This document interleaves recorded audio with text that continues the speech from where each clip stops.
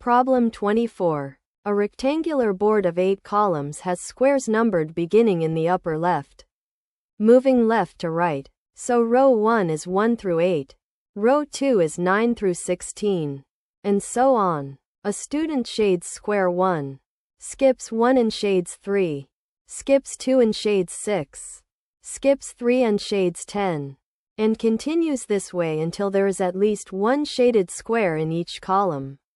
What is the number of the shaded square that first achieves this?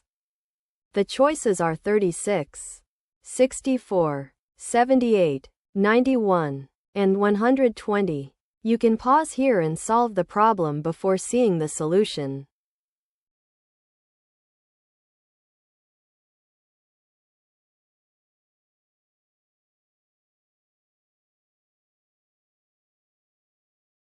A square's column is its value mod 8.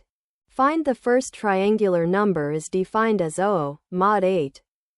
So the finishing square is 120, choice E.